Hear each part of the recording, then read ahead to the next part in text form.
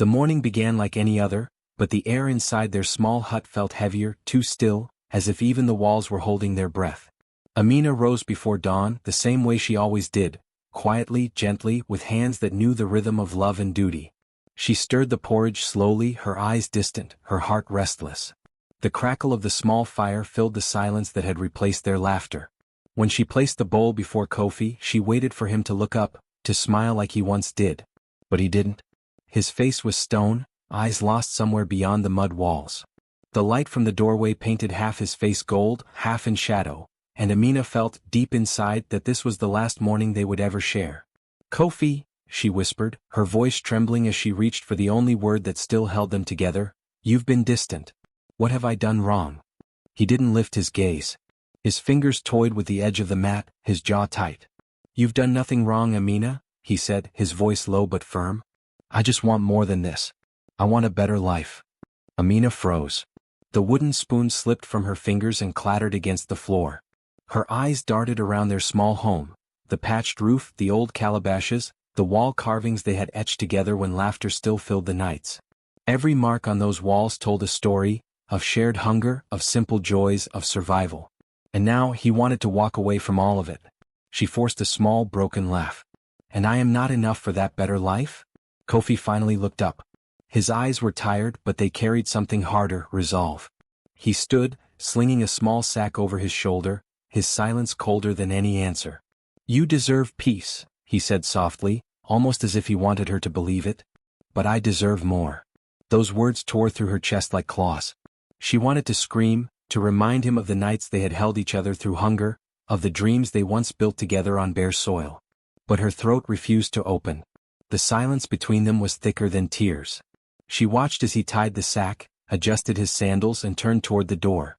Sunlight poured in, blinding her eyes for a moment, and when it cleared, he was gone. He didn't look back.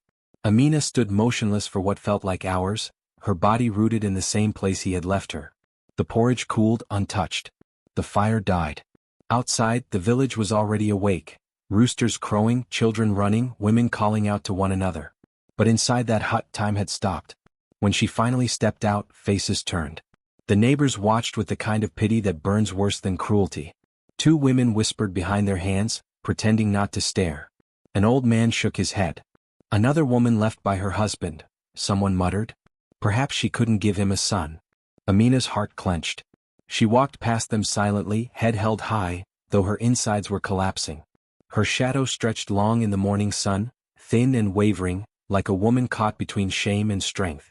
The rest of the day passed in fragments, her hands moving automatically as she fetched water, cleaned the hut, and swept the floor that no longer needed to be cleaned for anyone. Every corner held a ghost of Kofi, his footprints near the door, his broken stool, the piece of cloth he used to wrap his tools. That night, as the sky turned purple and the first stars blinked awake, Amina sat outside the hut. The village children played nearby, their laughter echoing faintly across the fields. Somewhere, a drumbeat carried from a distant wedding celebration. The world, it seemed, had moved on without her. She looked at the empty path leading toward the hills, the same path Kofi had taken that morning, and something inside her began to ache in a new way. Not just for him but for herself. For the years she had given, the dreams she had folded neatly around his ambitions, the self she had silenced for his comfort. Tears welled in her eyes but never fell. Her hands were steady as she whispered into the night, "If this is the end, let it not be my ruin." A soft wind passed through the trees, lifting the edge of her wrapper, carrying her words into the dark.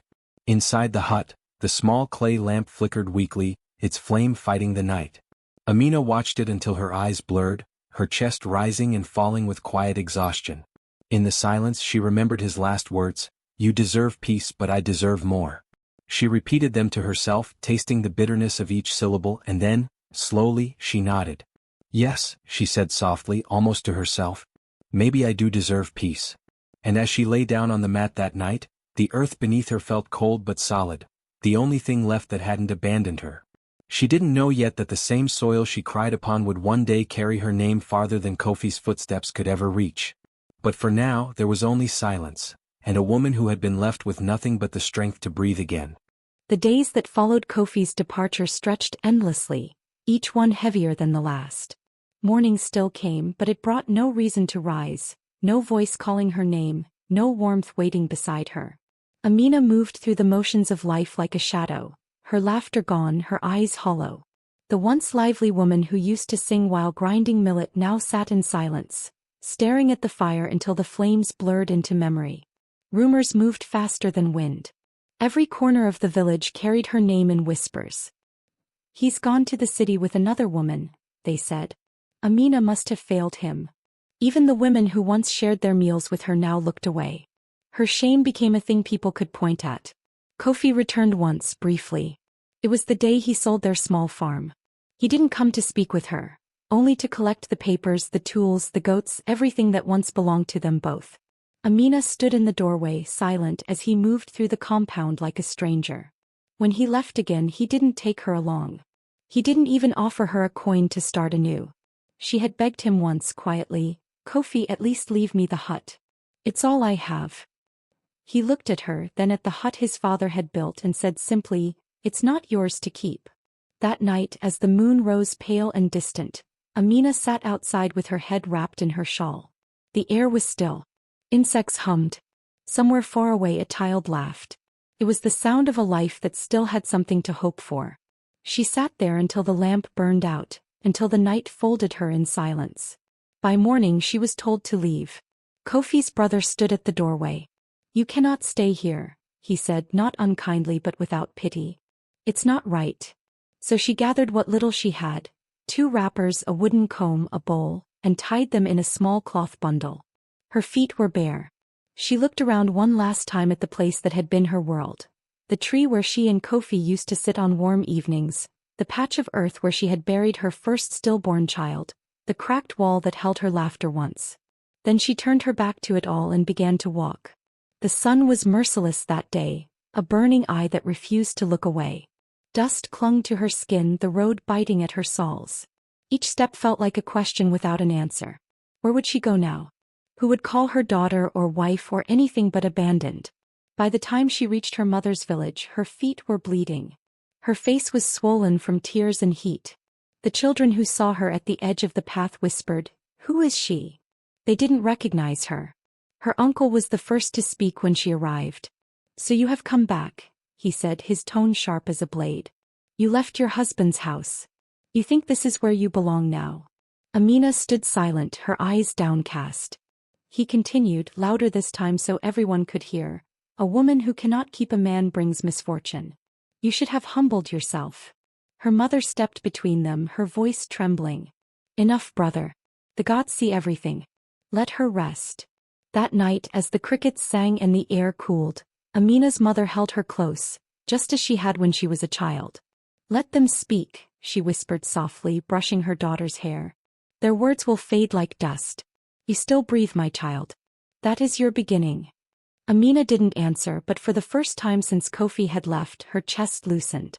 A single tear slid down her cheek, not of pain but of release. Days turned to weeks again. Amina began working in the fields with the other women. The earth was hard, the sun cruel, but her body remembered the rhythm of labor. Each sunrise found her already on her feet, her hoe biting into the soil, her breath steady. Her hands grew rough and darkened, her feet blistered and raw. The ache in her muscles became part of her, proof that she was still here, still moving. The others often mocked her silence. "You work too much, Amina," they said. "For what? You are no man's wife now." She would smile faintly, never answering. But when night came, after the work was done and the village slept, she would walk to the riverbank. There, under the moonlight, she would sit alone, her reflection trembling in the dark water. "If I cannot be loved," she whispered one night, her voice barely a breath, "then let me be strong." It became her prayer. Her promise. She began saving tiny handfuls of grain little by little. She collected seeds others threw away after the harvest. She found an abandoned patch of soil near the river, rich, damp and wild, and she started to dig. At first it was nothing. A few mounds of dirt, a few shoots of green. People laughed when they passed. "Who plants on river sand?" they jeered. "It will wash away." But Amina didn't stop. She tended to her small garden with hands that no longer trembled, whispering to the plants as if they were her children. When the sun burned, she covered them with palm leaves. When the wind blew, she built small fences from twigs. Each dawn, when she saw a new leaf pushing through the soil, her heart found reason to keep beating. By the end of the season, the first harvest came. Small, imperfect vegetables, but hers.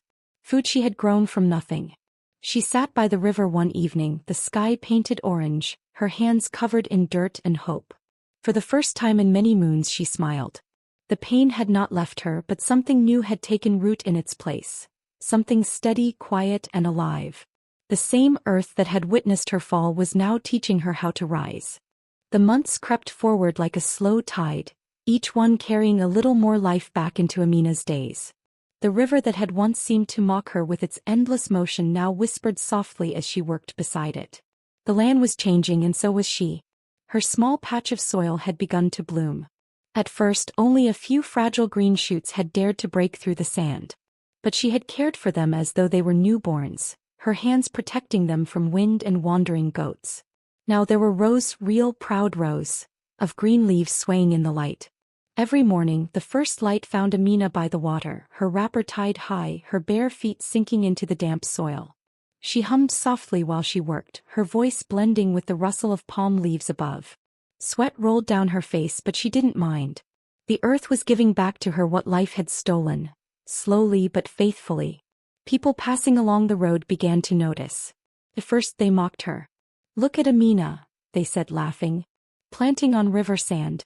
She must have lost her mind." But she didn't answer. The soil had become her only companion, her only listener. Each time she pressed a seed into the ground, she whispered to it, "Grow even when they doubt you." And somehow the seeds obeyed. One afternoon, when the sun hung low and gold over the water, a man approached. He was a trader, his clothes dusty from the road, his donkey laden with baskets of goods. He stopped by the river to drink and rest, his eyes drawn to the sudden stretch of green among the reeds. "What magic is this?" he said with a smile, bending down to inspect her garden. "No magic," Amina replied, straightening from where she knelt. "Only patience." The trader picked one of her okra pods and bit into it. His eyes widened. "These are sweeter than the ones in town," he said, chewing thoughtfully. "How do you grow them here where the sand drinks all the water?" Amina shrugged, a shy smile tugging at her lips. "I listen to the river. It tells me when to water, when to rest." The trader chuckled. "Then you have a gift. Bring these to the market. People will pay good coins for taste like this." She hesitated, wiping her hands on her wrapper. "I have no basket," she said softly. "And no place at the stall. No one will let me sell there." The trader studied her face, saw the honesty and quiet strength in her eyes. "Then stand beside mine," he said. "Let your hands speak. The market listens when work speaks louder than words." That night, Amina could hardly sleep. Her heart raced with fear and excitement. She had never been to the market as a seller, only as a poor woman buying scraps. But the trader's words echoed in her head. "Let your hands speak." When the morning came, she gathered her vegetables, the best she had, and wrapped them carefully in palm leaves. The sky was pink when she reached the market, the air buzzing with voices and smells. People called out their prices, children darted between stalls, goats bleated from the side paths. She stood beside the trader, her small pile of produce looking humble next to his baskets of goods. For hours no one came. But then an old woman stopped, squinting at her okra. "This one is fresh," she said, picking one up. "How much?" "2 cowries for a handful," Amina replied, her voice trembling. The old woman bought some. Then another came. Then another. By the end of the day her small pile was gone. Her palms were stained green, her feet ached. But there were coins in her wrapper. Her first earnings. That night, when she returned home, her mother was waiting. "How was it?" she asked, smiling even before hearing the answer. Amina opened her palm and showed her the coins, their dull shine glinting in the firelight. "It was good," she said softly. "The earth kept her promise." Her mother's eyes glistened. "You've made the ground your friend," she said. Amina smiled faintly, gazing toward the darkness outside where the river whispered unseen. "When people turn their backs," she replied, "the earth still listens." From then on, Amina went to the market every week. Her vegetables became known for their freshness and flavor. People who once mocked her now stopped by her stall to ask questions. How do you make them grow so well? What seed do you use? Teach us, Amina. She would answer with quiet grace, never pride. Her garden grew larger, her earnings steadier. She bought her own basket, then her own tools. She repaired her mother's roof. The children of the village began to run ahead of her when they saw her coming from the market, shouting, "Amina of the river! Amina of the river!" And though she smiled, her heart never forgot the road that had brought her there, the blistered feet, the laughter of those who doubted her, the man who had left her with nothing. But now she knew, strength grows in silence. When the sun sank each evening, she would return to her garden by the river, kneel in the damp soil, and run her fingers through the earth that had saved her. The water shimmered under the fading light, carrying away the pain that had once chained her heart. The river didn't laugh at her anymore. It whispered her name. The years turned quietly, like the steady flow of the river that had become Amina's companion. What had once been a small patch of green now stretched far along the riverbank, neat rows of cassava, okra, and maize swaying in rhythm with the breeze. Her hands, once calloused from pain, now moved with the calm confidence of one who had tamed the earth itself. The villagers had stopped calling her the abandoned woman. They called her Amina of the river gardens. Traders spoke her name with respect in the markets, and even children sang songs about the woman whose crops never failed. Her vegetables fed the travelers passing through, the families in the village, and, one day, even the chief's own kitchen. She never forgot the days when she went hungry, so she worked not just for herself but for others. When her baskets overflowed, she carried them to the village square, handing out food to the widows and the poor. "Eat," she would say, pressing roasted corn into their palms. "The river gave more than I can keep." The blessings followed her like shadows. Old women called her child of the soil. The men nodded respectfully when she passed. And at night, when she sat by her fire, her laughter began to return, soft at first like a forgotten melody. With her earnings, she built a small mud house near the river. It was simple, a single-room dwelling with a thatched roof and smooth clay-coated walls, but it was hers. No man could send her away from it. No one could take it. One day she noticed two young girls watching her from a distance. Their faces were thin, their dresses torn. She recognized the look in their eyes, hunger and uncertainty. When she called them closer, they hesitated, but hunger won. "Whose children are you?" she asked gently. "We belong to no one," said the older one. "Our mother died when the rains failed. Our uncle sent us away." Amina's heart tightened. She saw herself in them, two souls left behind to fend for themselves. She nodded toward the garden. "Then you will stay here," she said. "You will work and you will eat." From that day on, the girls worked beside her. She taught them how to till the soil, how to plant with care, how to speak kindly to the ground. When they grew tired, she told them stories of her own journey, not of sorrow but of strength. "Strength multiplies when it is shared," she told them, watching their small hands press seeds into the earth. "The ground only answers those who speak to it with patience." The girls grew strong, their laughter brightening Amina's home. For the first time in years, her nights were filled with warmth, not from a husband's touch, but from the love of a new family she had chosen herself. Then came the year when the skies betrayed the land. The rains refused to fall and the air thickened with dust. Across the villages, crops withered, streams dried up, and hunger spread like a curse. The cries of starving children echoed through the nights. But by the river, Amina's garden stood green and alive. The river never forgot her devotion.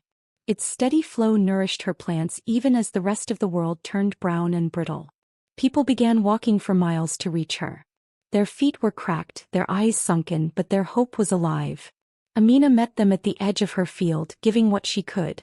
"Take some maize," she would say to mothers clutching their babies. "Take cassava for your old ones. No one who walks this far should leave hungry." Her generosity spread faster than the drought. Word reached distant towns. Stories of the woman whose crops never died, the woman who shared food even in famine. And soon her name traveled farther than she ever imagined. One market day, a trader from her region found himself at a city tavern, telling the story of Amina of the river gardens, the woman who fed half the land while others starved. At a nearby table, a man lifted his head. His eyes were tired, his clothes worn finer than his fortune. It was Kofi. He had come to the city chasing dreams of wealth, but dreams turned cruel. His new wife's family, once generous, had grown cold when his luck ran dry. The business he had tried to build collapsed. Debt followed him like a curse. Nights found him in the corner of cheap taverns, drowning in shame and bitterness. But that night when he heard the trader's words, his heart stumbled. "Amina?" he asked, voice low, almost fearful. "Pi Amina?" The trader nodded, surprised. "You know her? Everyone knows her now. The woman who farms beside the river. Her name is spoken with respect. She has done well, better than most men I know." Kofi laughed, but the sound was hollow. "Better than most men," he repeated, staring into his half-empty cup. He tried to smile, but it never reached his eyes. When the trader left, Kofi sat alone. The tavern's noise blurred around him. His hands trembled as he remembered the woman who had once placed porridge before him every morning, who had asked him if she wasn't enough. He had left her with nothing, not a coin, not a goat, not a kind word. And now she had everything he had once wanted: respect, stability, and peace. For the first time in years, Kofi's heart stirred, not with love but with the bitter ache of regret. The same river that had witnessed her tears was now whispering her triumph. And though Amina didn't yet know it, her name was echoing toward the past she thought she'd buried. A whisper that would soon become a storm. The sun was high that morning, burning against the horizon like a promise of truth that could no longer be hidden. The market was alive, traders shouting, children weaving through the crowd with baskets of groundnuts, and the smell of roasted maize carried on the dry wind. Amina sat on her mat as she always did, her hands moving with patient rhythm as she sorted the day's harvest of okra. Her hair was wrapped neatly in a faded cloth, her eyes focused, her presence calm, a woman whose peace came from the soil, not from men. She didn't notice him at first. He stood some distance away, hidden among the crowd, clutching a small sack like a beggar. His clothes were worn thin, his sandals patched with twine, his once proud shoulders slumped under the weight of regret. When the crowd parted, their eyes met, just for a heartbeat. Amina froze, her fingers still on the basket. Kofi. Time seemed to stretch between them. The man before her was not the Kofi she remembered. Not the proud, restless husband who had left with a sack full of dreams and the arrogance of youth. This man looked older, smaller, as if life had chewed him and spat him out. He took a hesitant step forward. "Amina," he said, his voice trembling, almost swallowed by the noise of the market. She didn't rise. She looked at him, her expression still, her tone level. "Kofi." For a moment he said nothing. His eyes darted around, searching for a hint of softness, a flicker of emotion. But her calmness unnerved him. It was the kind of peace that made guilt louder. "I heard," he began, voice cracking. "I heard you are doing well." She nodded slightly, her gaze returning to her baskets. "The land has been kind." He swallowed, his Adam's apple rising and falling like something caught in his throat. "I was wrong to leave," he whispered. "Everything I chased, it turned to dust. The people I trusted, they turned away. I thought I was running toward greatness, but I was only running from what mattered." Her hands paused. She looked at him again, her eyes clear and steady. "You left me with nothing," she said quietly. "Even my name was taken from me. But the river gave me back more than you ever could." Her voice wasn't angry, that was what struck him most. There was no heat, no bitterness. Just truth, simple and final. Kofi lowered his gaze. "I have nowhere to go," he said, voice small. "No home, no family left. I came back to the only place that ever held my heart. Let me work with you. I'll help with the fields." The market seemed to fade around them, just two lives caught in the long shadow of their past. Amina studied him for a long while. The faint breeze lifted the edge of her headscarf, and the sun caught the beads of sweat on Kofi's forehead.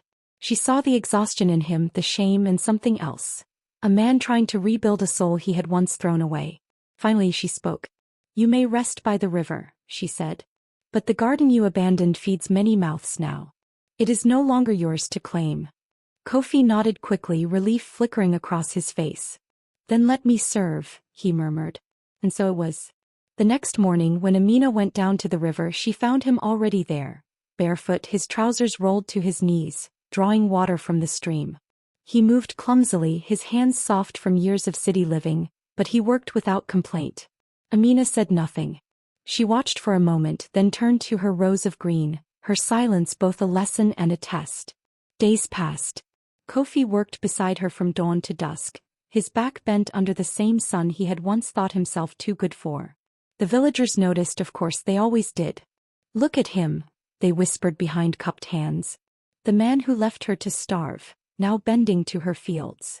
Some laughed openly when he passed, calling out, "Kofi of the river gardens. The man who waters what he once burned." But Amina said nothing. She didn't defend him and she didn't mock him. She simply let him work, sweat pouring down his face, hands blistered from the hoe. Each day he came without complaint, and each night he slept by the riverside, too ashamed to ask for a place in her home. One evening, when the sun was melting into the water and the girls she'd taken in were carrying baskets of harvested maize, Amina looked toward the riverbank. Kofi was kneeling by the water washing his face. His shoulders were shaking, not from the cold but from something heavier. The years of pride had finally cracked open, and the man beneath was just a boy who had once made a terrible mistake. Amina turned away before he saw her watching.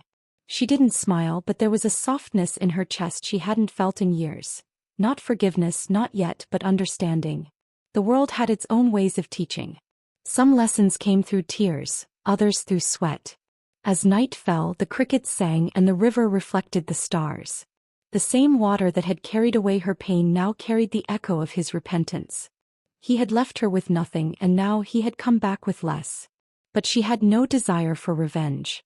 Only peace. And peace she had earned. The days began to blend softly like brushstrokes on an old painting. The river flowing, the sun rising, the fields whispering under Amina's hands. Kofi worked from morning till the fall of night, his silence heavy but obedient. He fetched water before dawn, carried baskets after harvest, mended the cracked calabashes, swept the compound clean. He ate little, spoke even less. Sometimes Amina caught him watching her, not with expectation but with something like remorse too deep for words. He moved through the days like a man walking through a memory, unsure if he was welcome within it. The villagers had grown used to the sight of them working side by side. Amina straight-backed and calm, Kofi bent and weary.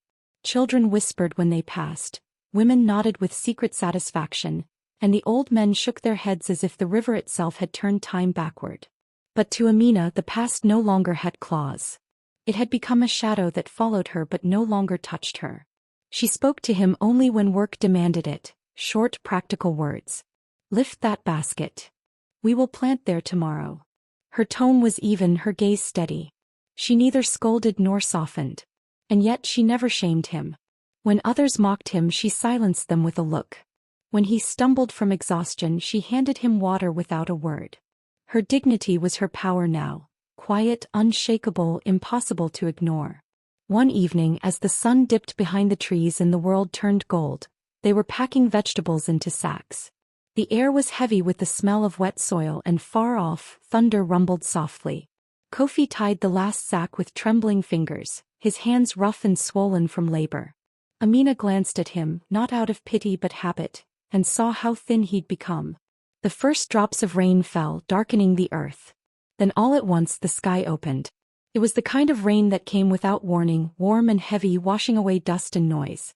Kofi ran to cover the baskets with palm leaves, slipping in the mud. Amina watched him, unmoving, her face unreadable. For a moment she saw not the man before her but flashes of another time. The morning he walked away with his sack over his shoulder, the silence he left behind, the weight of her own tears that had once fallen like this same rain. Kofi looked up from the ground, his face streaked with water and something deeper than rain.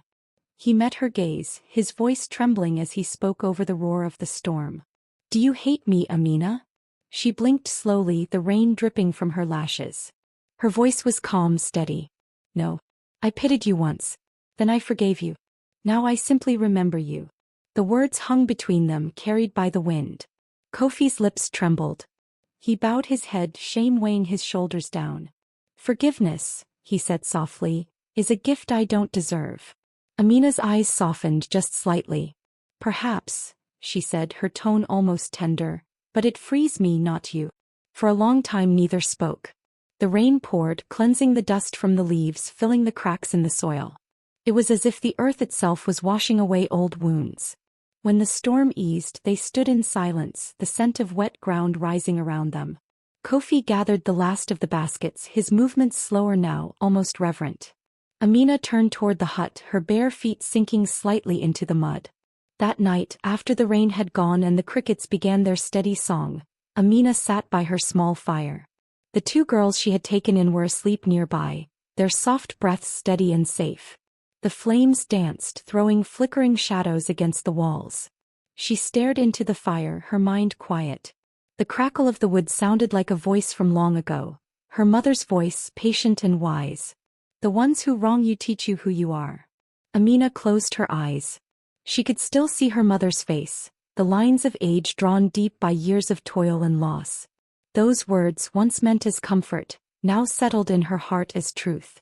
Kofi had been the storm that broke her, but without the breaking she would never have found the strength to rebuild. It wasn't revenge that gave her peace, nor his regret that brought her closure. It was the simple knowledge that she had survived, not as a shadow of his memory, but as the woman she was always meant to be. Outside, the puddles reflected the moonlight.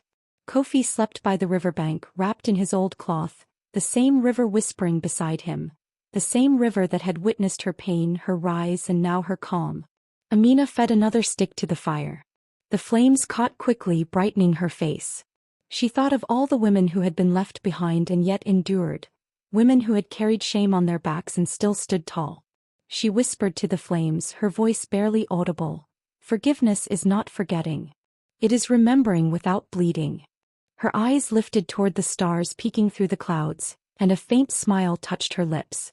She didn't need to prove anything, not to Kofi, not to the village, not even to herself. The peace within her was proof enough. The drums echoed across the open field, their deep rhythm rising like thunder beneath the ancient baobab tree. The air shimmered with color, bright fabrics swirling, beads clinking, children chasing one another through dust that glowed gold in the sunlight.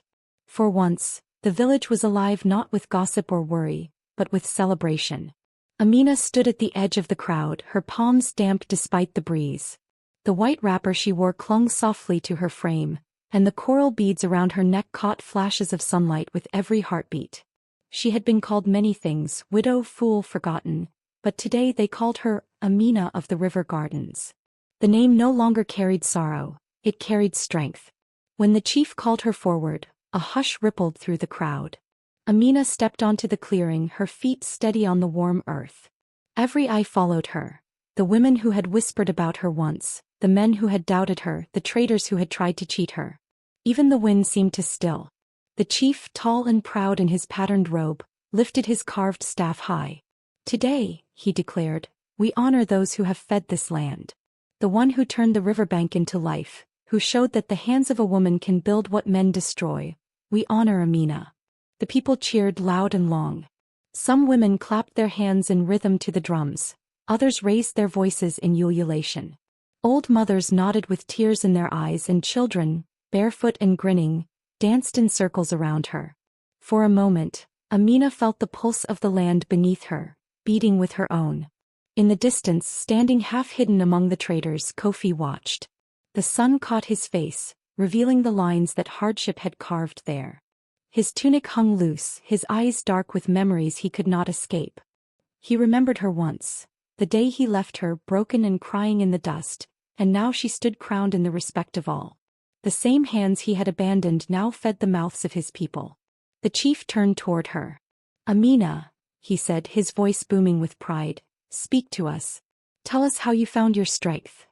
Amina took a breath, her gaze sweeping over the crowd. The silence that followed was deep, full of anticipation. "I was once told," she began, "that a woman alone is a broken thing. That without a husband, without wealth, she is a shadow of herself. But I have learned that the earth does not listen to such lies. The soil knows only those who work it with love.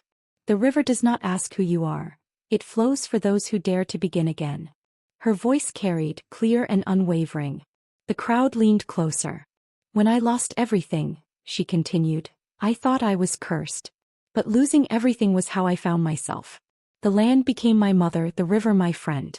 Every seed I planted was a prayer, and the harvest was my answer. Do not fear being left behind. Sometimes that is how the wind clears your path." A murmur of agreement spread through the people. The women nodded fiercely, some with tears streaming down their cheeks. The men looked away, uncomfortable yet moved. Even the children grew quiet, their wide eyes fixed on her. Then she smiled, that same small luminous smile she once thought she'd never wear again. "We rise," she said softly, "not by vengeance but by growing beyond the pain. Let the ones who doubted you watch, not with pride for your fall but awe for your return." Applause broke like a wave. Drums thundered, rattles shook, and laughter filled the air. The villagers surged forward, some bringing gifts, calabashes of milk, woven mats, handfuls of grain. The chief placed a necklace of cowries around her neck. "You are a mother to this land," he said. "May your name never fade." At the edge of the celebration, Kofi turned away. The joy of the crowd was too heavy for his heart. Her words rang in his ears not as an attack but as a mirror. Every sentence carried the weight of his choices. He had chased a dream and lost his soul. She had been left with nothing and found her purpose. He walked slowly toward the river, the same river that had once heard her cries. The wind carried faint laughter from behind him, her laughter. He smiled faintly, tears glistening. "You found everything," he whispered, "and I found nothing." Under the fading sun, Amina stood tall beneath the baobab tree. The drums beat louder, the sky burned gold, and the people's voices lifted her higher than she had ever dreamed. For the first time in years she felt light, not because she had won over anyone but because she no longer needed to.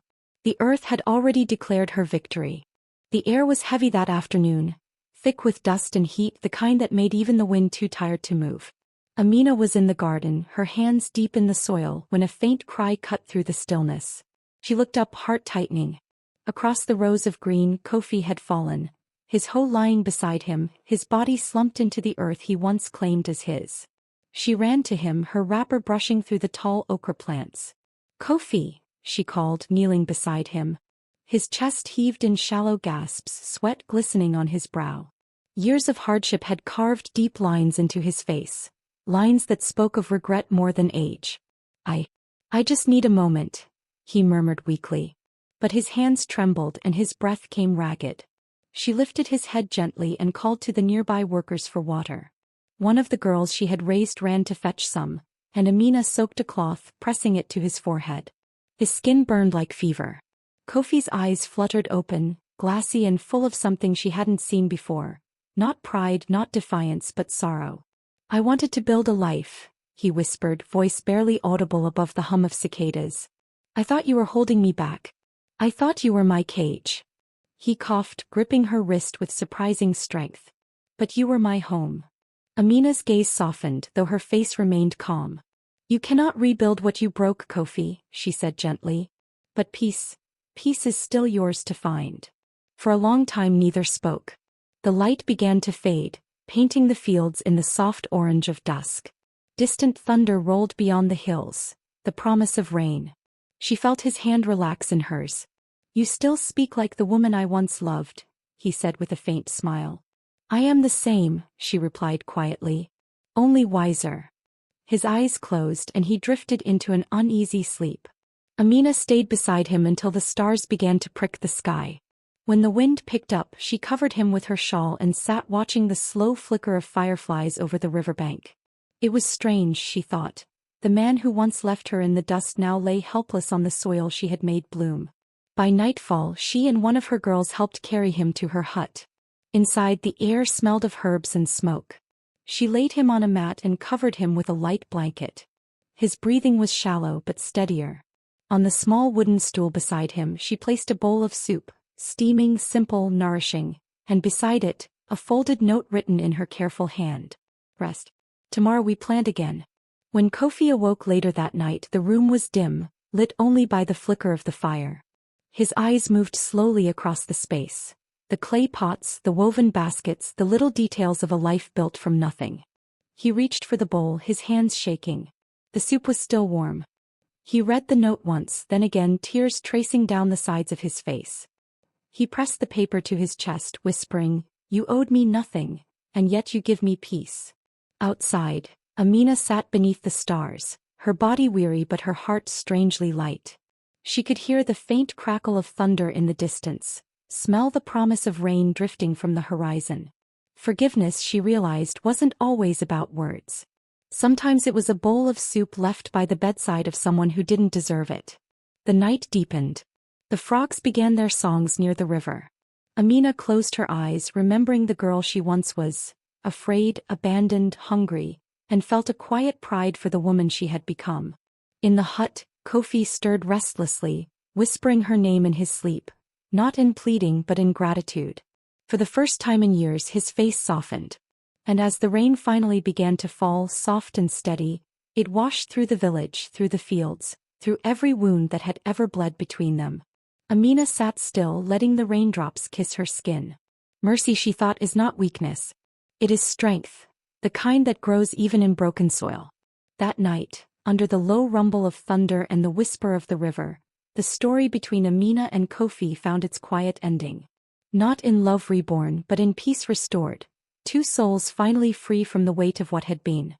The days began to fold into one another, quiet, golden, and heavy with the kind of peace that sits deeper than joy. Amina's life resumed its rhythm, tending the fields, selling at the market, teaching the girls she had taken in how to plant and harvest. Yet each evening she would walk back to her hut and glance toward the corner where Kofi rested on his mat. He was growing thinner. His once broad shoulders had collapsed inward, his laughter, that sharp, proud sound, had faded into whispers. Still, there was a gentleness about him now, a humility that made his presence easier to bear. Sometimes he tried to help her with small chores, but his strength failed quickly.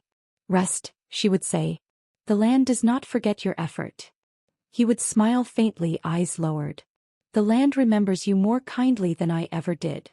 Their words were few, but their silences were full of things too late to say, of memories too heavy to lift. At night, Amina would light the fire and sit beside it, the flickering glow tracing shadows across the walls. She would hear him stir in the next room, coughing softly. It reminded her of the old days, the sound of another person's breathing close by, but now it carried no warmth, only the quiet ache of what might have been. Weeks turned into months. The river swelled and receded, seasons shifted, and Kofi grew weaker still. His face had become almost peaceful, as if the battle inside him had ended. One night, as the moon cast a silver path across the floor, he called softly, "Amina." She came to his side, a small clay lamp in her hand. His eyes were open, tired but clear. "You've built a world without me," he said, his voice trembling. "When I left, I thought I was everything you needed. But it was you who was everything I needed." Amina felt her throat tighten. She knelt beside him, setting the lamp down.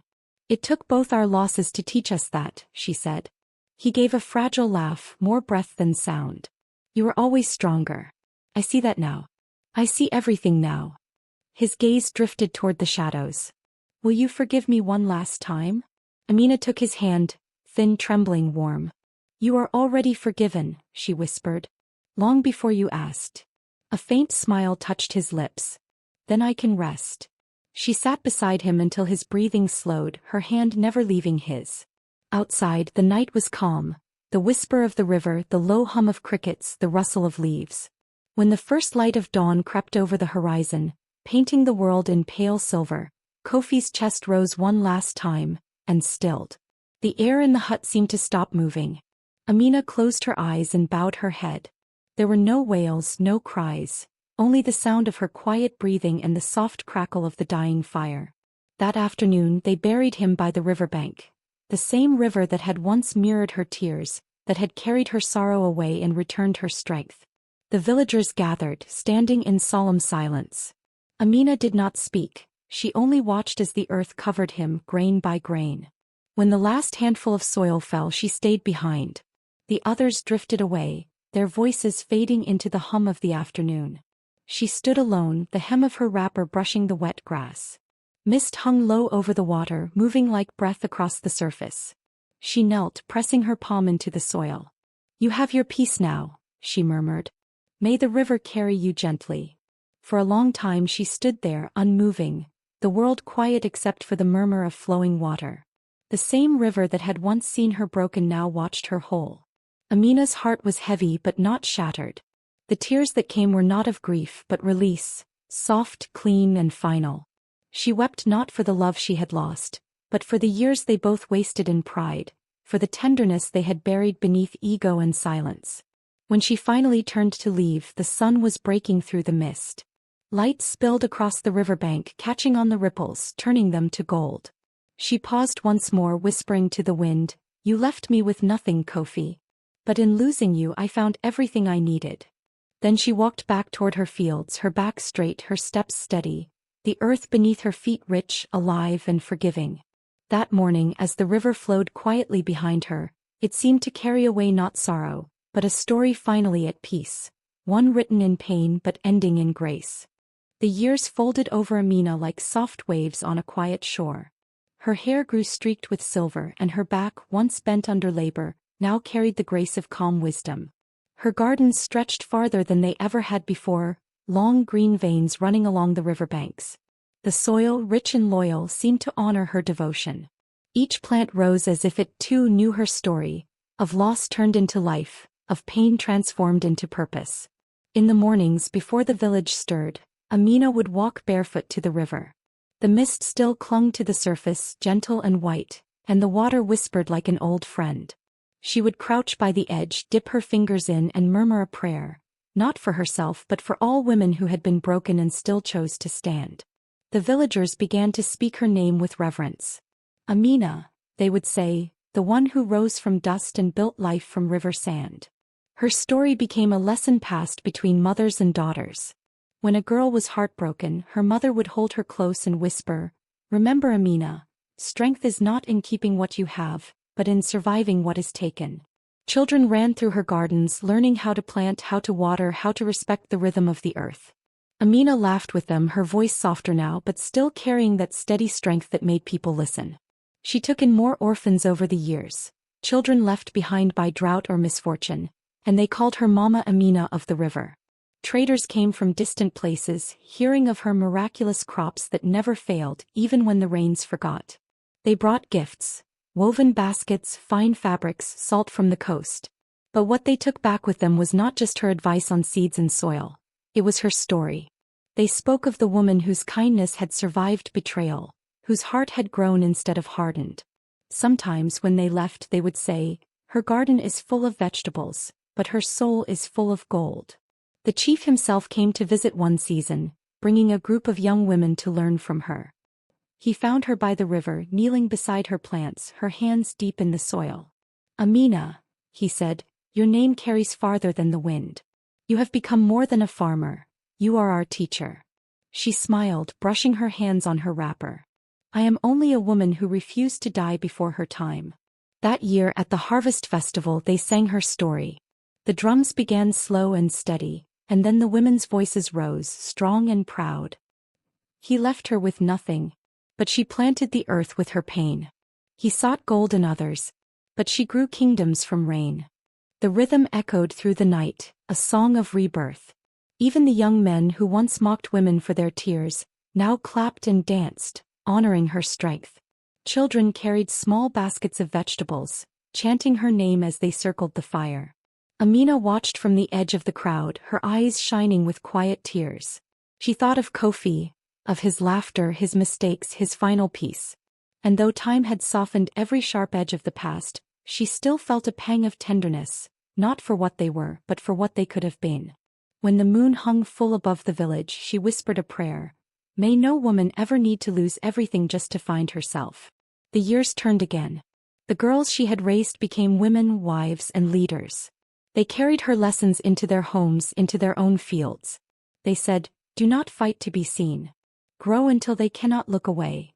And Amina, the woman who had once been cast out with nothing but a bundle and her tears, became a living legend, the heart of her people, the quiet flame that would not die. When her final days came, she sat by the river, her gaze soft on the horizon. The fields shimmered with gold under the late sun, the sound of laughter drifting faintly from the village. One of her daughters knelt beside her and said, "Mama Amina, do you need anything?" She smiled, her hand tracing the water. "No, my child. I have everything I once prayed for, peace." When she passed, the village mourned as though the river itself had stilled. They wrapped her in white cloth, adorned her with the coral beads she wore the day she was honored, and buried her by the river, the same place where her story had begun. The earth was soft, rich, and alive, and the water beside it sang quietly as if blessing her rest. Every year since then during the festival the women still sing her song. And when travelers pass through that region, they often stop by the riverbank, touching the soil and whispering, "Here lies the woman who was left with nothing, and returned with everything he wanted." At sunset the river glows gold and for a moment, it looks as if the earth itself remembers her. The gardens bloom endlessly, the wind carries her name, and the story of Amina, the woman who turned loss into legacy, lives on, whispered from generation to generation like a prayer of strength. Her story ends where it began, by the river beneath the same wide African sky, not in sorrow but in peace that outlived pain.